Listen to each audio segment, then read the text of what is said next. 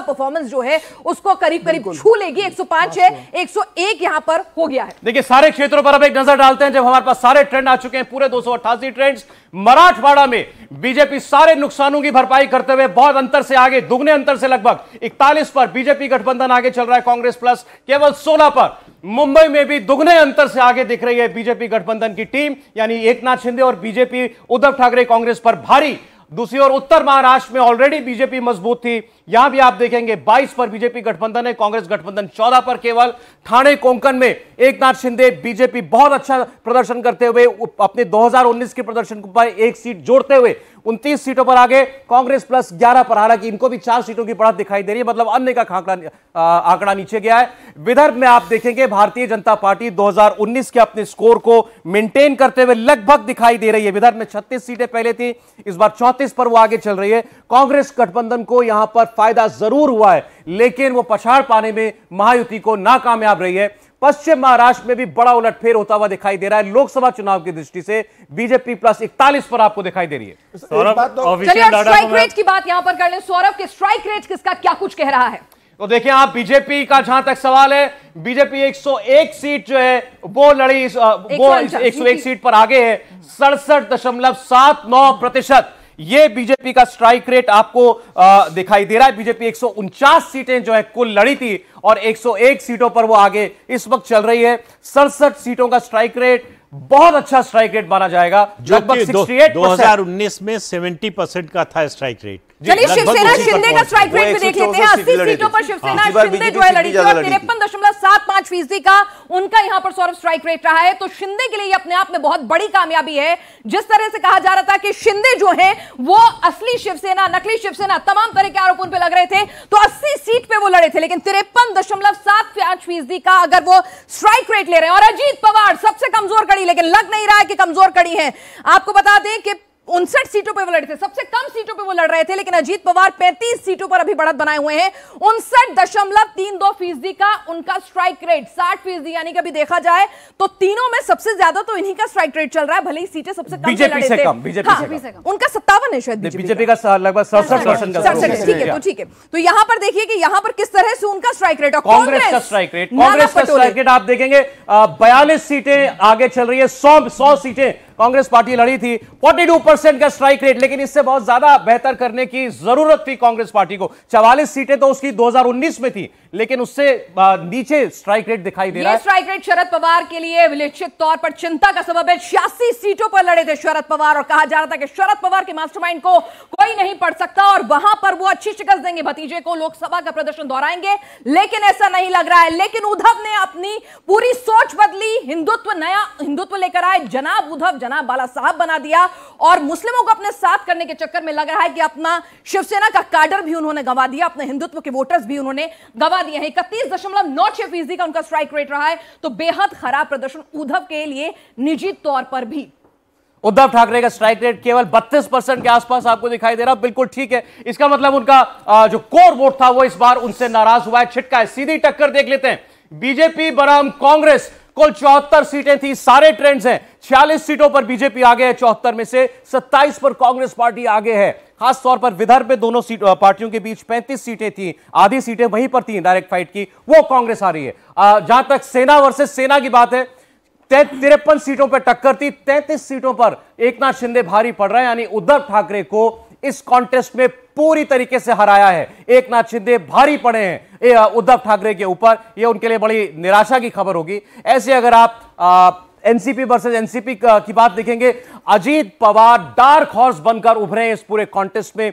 कोई नहीं मान रहा था कि वो शरद पवार को पछाड़ सकते हैं, लेकिन लगभग 3 गुना सीटें ज्यादा वो लीड करते हुए दिखाई दे रहे हैं। 27 अजीत पवार, शरद पवार की 10। महाराष्ट्र की, झारखंड पर भी एक बार नजर दौड़ा लेते हैं। महाराष्ट्र का ब्रेकअप तो आपके सामने रख ही रहे हैं। 102 सीटों पर बीजेपी आगे है, शिंदे गुट 43 सीटों पर आगे है। एनसीपी की बात करें तो वो भी लगातार आगे चल रही है। झारखंड में 43 सीटों पर इंडिया गठबंधन यानी जेएमएम, ये जीत अगर आप कहेंगे, ये बढ़त अगर आप कहेंगे, तो हेमंत सोरेन की बढ़त है।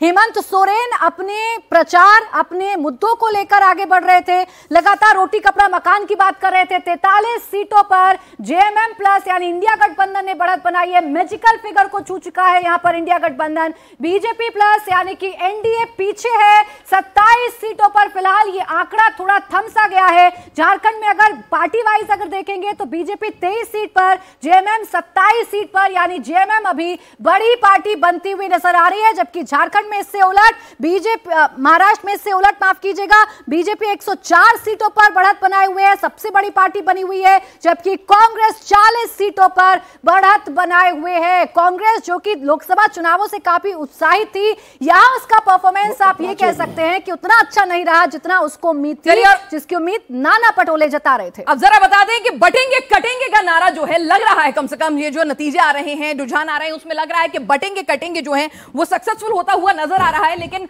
बटेंगे कटेंगे वाली सीटें यानी कि जहां पर मुस्लिम वोट कंसोलिडेशन की बात कही जा रही थी, वहां पर क्या कुछ स्थिति है, वहां आपको बता दें कि 21 सीटों पर बीजेपी इस वक्त बढ़त बनाए हुए है, 14 पर कांग्रेस और अदर्स के खाते में 1 सीट जा रही है। तो सीधे सीधे आप समझिए कि अगर बटेंगे कटेंगे में यहां पर मुस्लिम बहुल सीटें, जहां पर खुला ऐलान कर दिया गया था, बाकायदा धर्मगुरु आगे आके कह रहे थे कि भाई आप सबको इकट्ठे होकर आपको महाविकास अघाड़ी को जिताना है, तो उसके जवाब में एक रहेंगे तो सेफ रहेंगे, बटेंगे तो कटेंगे का नारा काम कर गया। कई लोगों का यह मत था, इंक्लूडिंग बीजेपी के कई नेताओं का, कि भाई ये जो नारा है वो महाराष्ट्र के मिजाज से सही नहीं बैठता है। लेकिन अभी तो फिलहाल यही लग रहा है कि महाराष्ट्र में दलित सीटों की बात करें, दलित कहा जा रहा था कि छिटक गया है कहीं ना कहीं, आरक्षण का जो डर खत्म हो जाने का दिखाया जा रहा था वो काम करेगा। लेकिन लग रहा है एक बार फिर से बीजेपी ने भरोसा दलित वोट बैंक पर कायम किया है। 21 सीटों पर बीजेपी ने बढ़त बनाई है, कांग्रेस ने 12 सीटों पर बढ़त बनाई हुई है, अन्य के खाते में एक भी सीट जाती हुई नहीं दिख रही है। 33 सीटें ऐसी हैं जहां पर दलित वोट बैंक जो है वो डिसाइड करता है कि क्या कुछ चीजें वहां पर रहेंगी। तो दलित वोट बैंक वाली सीटों में बीजेपी क्लियर कट यहां पर 21 सीटों पर एडवांटेज पर है। सौरभ जी हाँ, बिल्कुल। तो रिजर्व सीटें साथ साथ और जहां पर दलित वोट का प्रभुत्व है, ज्यादातर सीटों पर आपको बीजेपी आगे दिखाई दे रही है। ऐसे अगर आप ओबीसी वोट जहां पर ज्यादा है उन सीटों की बात करें, 31 सीट्स ऐसी हैं और ये तो एक तरफा बीजेपी गठबंधन के पास जाती हुई आपको दिखाई दे रही है।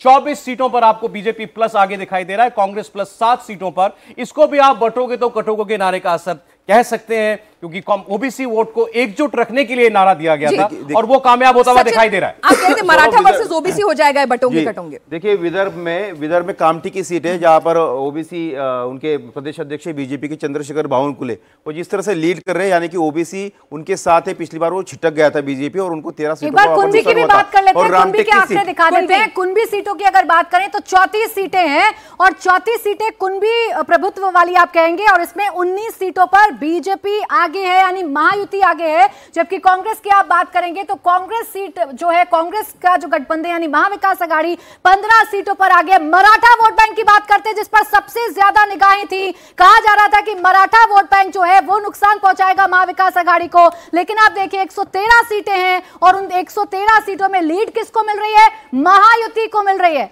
महायुति 74 सीटों पर आगे है, यानी 2 गुनी से भी ज्यादा है महाविकास अघाड़ी से, क्योंकि महाविकास अघाड़ी कुल 36 सीटों पर फिलहाल बढ़त बनाए हुए हैं, उन सीटों पर जहां मराठा वोटर्स का प्रभुत्व ज्यादा है, जहां उनका इफेक्ट ज्यादा है। और इसमें प्राचीन बीजेपी की वो स्ट्रेटेजी काम कर गई है कि मराठवाड़ा रीजन में वो खुद ना उतरकर शिंदे सेना को ज्यादा सीटें दे। और अब वो सीटें देख लें, आदिवासी सीटें, जहां आदिवासी बहुल हैं, 31 सीटें ऐसी हैं जिनमें से बीजेपी जो है 18 सीटों पर फिलहाल Mahayuti, BJP plus Mahayuti lead लेती हुई नजर आ रही है। कांग्रेस जो है यहां पर 13 सीटों पर, दलित सीटों पर, ट्राइबल सीटों पर, ओबीसी सीटों पर, कुंभी सीटों पर, हर जगह, यानी और हर सामाजिक वर्ग में, मराठा सीटों पर सब जगह इस वक्त आपको आगे दिखाई दे रही है। बड़ा इसके से निकल के आ रहा है कि मनोज जरांगे का बोरिया बिस्तर बांध दिए बीजेपी ने।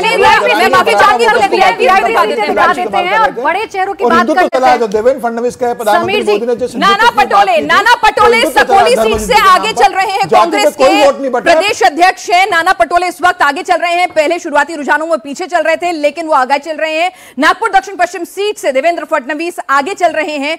और इसके अलावा हम आपको बता दें, जो वीआईपीज हैं उसमें नाना पटोले, देवेंद्र फडणवीस आगे चल रहे हैं।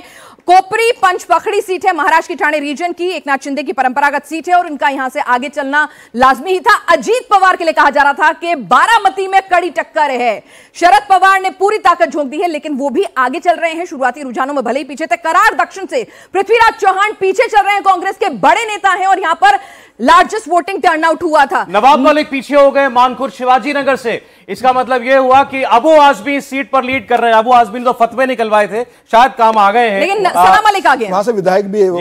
सना मलिक अणुशक्ति नगर से फवाद अहमद से आगे चल रही है इस वक्त।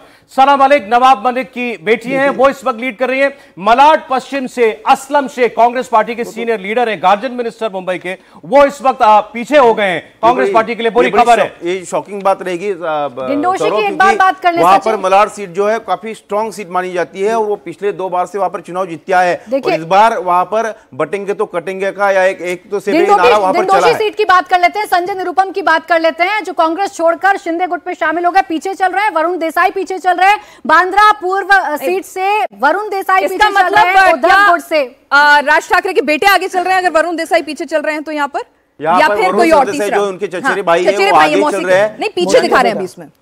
हाँ, पीछे चल रहे हैं। पहले वो पहले आगे थे, लेकिन बाद में जीशान सिद्दीकी जो है उन्होंने देखिए बांद्रा पूर्व की बात कर लेते हैं। जीशान सिद्दीकी यहां से आगे चल रहे हैं। पिता की मौत के बाद जीशान सिद्दीकी चुनाव लड़े और आगे चल रहे हैं। बारामती में युगेंद्र पवार पीछे चल रहे हैं। इसका मतलब यह है कि अजीत पवार इस मुकाबले में आगे हैं, आगे निकले हुए हैं। वहीं संगमनेर की बात करेंगे तो यहाँ विजय जो है वो आगे चल रहे हैं। फहाद अहमद अणुशक्ति नगर से फिलहाल पीछे चल रहे हैं। फहाद अहमद तो मानी जी की अपील, उनका फतवा कोई काम करता हुआ उनके लिए नजर नहीं आ रहा है। रवि राणा आगे हो गए अपनी सीट पर, बडनेरा सीट से, विदर्भ की सीट है। रवि राणा अपनी पार्टी से चुनाव लड़ते हैं, वो आगे हो गए, पहले पीछे थे। चंद्रशेखर बावनकुले कामठी विदर्भ की सीट से बीजेपी के सीनियर लीडर, वो इस वक्त आगे चल रहे हैं, बीजेपी के प्रदेश अध्यक्ष। चलिए, बीजेपी ने अपना पुराना प्रदर्शन जो है वो टच कर लिया है। शुरुआती रुझानों में 105 के आंकड़े को बीजेपी ने छू लिया है, तो पिछला प्रदर्शन जो है बीजेपी उसको मेंटेन करती हुई नजर आ रही है। 105 बीजेपी जो है अपने पुराने 2019 के प्रदर्शन को बीजेपी ने टच कर लिया है। शिंदे सेना 44, एनसीपी अजीत 40, कांग्रेस 37, शिवसेना उद्धव 29 और एनसीपी शरद 40 सीटों के साथ है। और इसी के साथ महायुति एक लैंडस्लाइड विक्ट्री की तरफ बढ़ता हुआ नजर आ रहा है 191 सीटों के साथ। सौरभ, और इसमें यह नहीं भूलना चाहिए कि बीजेपी पिछली बार से कम सीटें लड़ी हैं ऑफिशियली, और बाकी दोनों में जरूर बीजेपी के कैंडिडेट होंगे, लेकिन कम सीटों पर अपने सिंबल पर चुनाव लड़ी। उतनी सीटों पर बीजेपी इस वक्त आगे चल रही है। ये बीजेपी की जबरदस्त परफॉर्मेंस है, जिसको कह रहे हैं देवेंद्र फडणवीस की आंधी। समीर जी, वो बिल्कुल महाराष्ट्र में जाती हुई दिखाई दे रही है। 70.47% का बीजेपी का स्ट्राइक रेट किसी भी चुनाव में किसी भी पार्टी के लिए यह बहुत ही कमाल का स्ट्राइक रेट माना जाता है। 70% के स्ट्राइक रेट के साथ बीजेपी इस वक्त आगे चल रही है 149 में से 105 सीटों पर। तो बीजेपी महाराष्ट्र में कमाल करती हुई, कमाल के साथ कमल खिलाती हुई दिखाई दे रही है। 105 सीटें अगर बीजेपी की हैं यहाँ पर, तो 191 सीटें महायुति की हो जाती हैं, यानी बड़ी पार्टी बीजेपी बन रही है और अपने साथ साथ अपने जो दल है, अलायंस पार्टनर है, उनको भी आगे खींचकर बीजेपी लेकर जा रही है। 44 सीटों पर शिंदे गुट ने बढ़त बनाई हुई है और 40 सीटों पर देखिए बहुत ज्यादा अंतर नहीं है दोनों ही अलाई पार्टनर में, यानी शिवसेना शिंदे गुट और एनसीपी अजीत पवार गुट में बहुत ज्यादा अंतर नहीं, सिर्फ 4 सीटों का अंतर है। 44 सीट पर शिंदे गुट आगे है, 40 सीट पर अजीत पवार आगे हैं। अजीत पवार दुगने पर आगे हैं शरद पवार से, यानी कि चाचा को इस बैटल में अच्छी तरीके से शिकस्त दी है। बीजेपी प्लस 192 हो गया है प्राची, 190 से 192 सीटों पर अब आगे चल रही है। यहाँ पर अजीत पवार का 67.8% यहाँ पर आ गया अजीत पवार का जो स्ट्राइक रेट है। किसी ने सोचा नहीं था कि अजीत पवार 67.8% का जो स्ट्राइक रेट है वो मेंटेन कर सकते हैं। उनको कमजोर कड़ी माना जा रहा था और उनका स्ट्राइक रेट 67.8% है। वहीं शिवसेना शिंदे गुट की बात करेंगे तो 57.5% इनका भी स्ट्राइक रेट है, यानी कि तीनों पार्टनर महायुति के अच्छे स्ट्राइक रेट के साथ इन चुनावों में उतरे, मैदान में वोटर्स का दिल जीतने में कामयाब रहे हैं। और यहां पर महाविकास आघाड़ी 100 के आंकड़े को भी नहीं छू पा रहा है। 92 सीटों पर काफी देर से रुझानों में 92 सीटों पर जो है यहां पर टिकटिकाती हुई उनकी सुई जो है नजर आ रही है। और देखिए महाराष्ट्र के सारे रीजन्स पर एक बार फिर से नजर हम लोग डाल लेते हैं। मराठवाड़ा में 32 सीटों पर 48 में से बीजेपी गठबंधन आगे जाता हुआ दिखाई दे रहा है, यानी कि मराठा वोट की काट बीजेपी ने ओबीसी वोट से एक बटोगे तो कटोगे के नारे के साथ ढूंढ ली है। मुंबई की 36 सीटों में दुगने के अंतर से महायुति महाविकास आघाड़ी से आगे है। इसका सीधा मतलब यह है कि शिंदे सेना और बीजेपी की जोड़ी यहां पर कांग्रेस और उद्धव ठाकरे की जोड़ी पर भारी पड़ रही है। उत्तर महाराष्ट्र में बीजेपी अपने स्ट्रांग होल्ड्स को बरकरार रखने में कामयाब हुई है। इसके अलावा उसके सहयोगी भी बेहतर कर रहे हैं। कांग्रेस प्लस 14 सीटों पर आगे, बीजेपी प्लस 22 सीटों पर 36 में से आगे है। ठाणे कोंकण में तो बिल्कुल एक तरफा लैंडस्लाइड आप कह सकते हैं महायुति की है। केवल 7 सीटों पर कांग्रेस गठबंधन आगे दिखाई दे रहा है। इसका मतलब उद्धव ठाकरे का बहुत ही निराशाजनक प्रदर्शन ठाणे कोंकण बेल्ट में, जहां पर उनका वोटर भी माना जाता है। इसका मतलब मराठी वोटर ने, हिंदुत्व के वोटर ने एकनाथ शिंदे को चुन लिया है बाला साहेब ठाकरे की लेगेसी के। विदर्भ रीजन को हमें देखना होगा। सबसे ज्यादा अगर कहीं बीजेपी के लिए अच्छी खबर जो है विदर्भ रीजन से अगर देखा आ रही है, क्योंकि जिस तरह के परिणाम लोकसभा चुनावों में थे उस हिसाब से विदर्भ रीजन में देखें तो बीजेपी अपने पुराने प्रदर्शन को दोहरा रही है। यानी कि किसान, कपास, प्याज, ये जो तमाम जो मुद्दे थे वो कहीं ना कहीं पीछे छूट रहे हैं और बीजेपी उनको विन बैक करने में कामयाब हुई है। 37 सीटों पर महायुति गठबंधन आगे चल रहा है और कांग्रेस जो है 24 सीटों पर। डायरेक्ट फाइट विदर्भ में बीजेपी कांग्रेस के बीच 35 सीटों में थी, सीधी टक्कर दोनों में। इसका मतलब कांग्रेस पार्टी शुरुआत में आगे दिखाई दे रही थी। अगर ये 36 का आंकड़ा है सौरभ, तो ये भी बताना जरूरी होगा कि 2019 में ये 29 का आंकड़ा था। वो विदर्भ जहां 2 सीटें सिर्फ बीजेपी लोकसभा चुनाव में जीत पाई, वहां 36 सीटें यानी पिछले सीटों से भी इजाफा कर रही है। हालांकि महायुति का पूरा आंकड़ा है, लेकिन स्ट्राइक रेट आप देखिए कितना जबरदस्त है। विदर्भ में जो स्ट्राइक रेट लोकसभा चुनाव में महायुति का था वो तकरीबन 30% का था और ये अब लगातार बढ़ रहा है। ये तो महाराष्ट्र की बात रही। उत्तर प्रदेश की सीटें आइए आपके सामने रख देते हैं। बिल्कुल, उत्तर प्रदेश की सीटों की बात करें पर किस तरीके से चुनाव रहा। सीसामऊ की बात कर लेंगे। सीसामऊ से इरफान सोलंकी की सीट थी, जेल जाने के बाद खाली हुई। समाजवादी पार्टी यहां पर लीड कर रही है, यानी ये सीट उसके खाते में ही जा रही है। कटेहरी सीट की बात करेंगे तो ये एक सीट है जो दलित बाहुल्य सीट है, यानी पीडीए का यहां पर टेस्ट है और इसी पीडीए के टेस्ट में बीजेपी समाजवादी पार्टी को पीछे कर रही है। लालजी वर्मा वाली सीट है। करल सीट मैनपुरी जिले की सीट है, अखिलेश यादव की सीट है, समाजवादी पार्टी इस पर लीड कर रही है। कुंदरकी की बात करेंगे तो मुरादाबाद जिले की सीट है। शफीकुर रहमान वर्ग के पोते यहां से विधायक थे, सीट खाली हुई, बीजेपी ने कैंडिडेट उतारे और इस सीट पर बवाल भी सबसे ज्यादा हुआ। फूलपुर प्रयागराज जिले की सीट है, यहां पर समाजवादी पार्टी लीड कर रही है। गाजियाबाद की अगर आप बात करेंगे तो गाजियाबाद में बीजेपी, मझवा में बीजेपी, खैर में बीजेपी और मीरापुर में आरएलडी लीड कर रही है। ये देखिए, इसमें पढ़ने वाली बात यह है कि 2 मुस्लिम बहुल सीटें मीरापुर और कुंदर की सरप्राइजिंग है।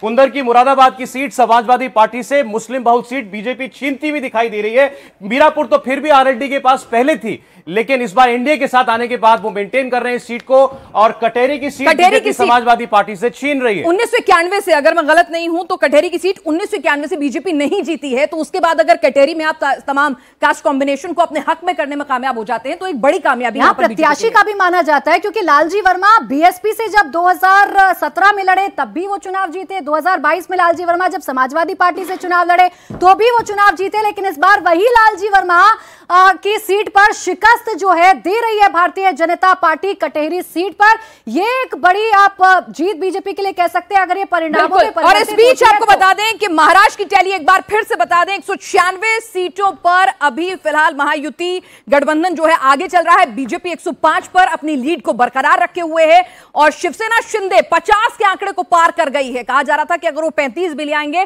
तो उनके लिए अच्छा परफॉर्मेंस है, लेकिन यहां 35 छोड़िए, वो 50 के आंकड़े को पार कर गए हैं। तो यहां देखिए कि बीजेपी की जो लीड है वो बरकरार है। महाराष्ट्र में 288 में से 288 सीटों के रुझान यहां पर हमारे सामने आ चुके हैं, लेकिन झारखंड में भी अब टैली बदल रही है। सौरभ देखिए, झारखंड में पहले लग रहा था बीजेपी काफी पिछड़ रही है, लेकिन अभी फिलहाल कमबैक दिखाई दे रहा है बीजेपी के लिए। ठीक है, नहीं आप बीजेपी गठबंधन 33 पर आ गए, आप लगातार 30 के नीचे चल रहा था।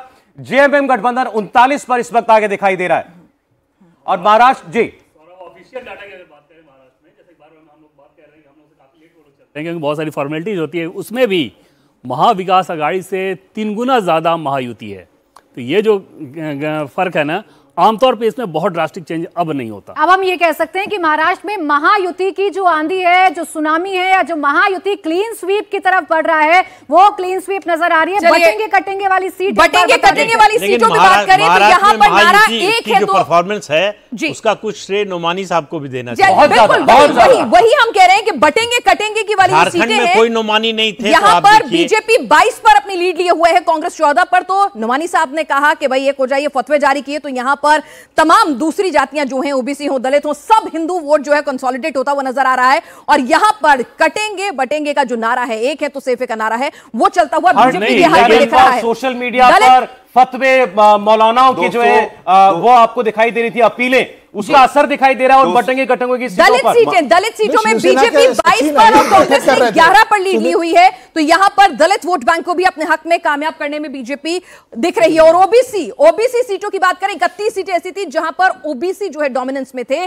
वहां पर ओबीसी वोट बैंक पिछली बार छिटक गया था, उससे अपने साथ इस तरह से कामयाब करने में बीजेपी हुई कि 25 सीटें 31 में से जीत रही है ओबीसी बहुल इलाके की।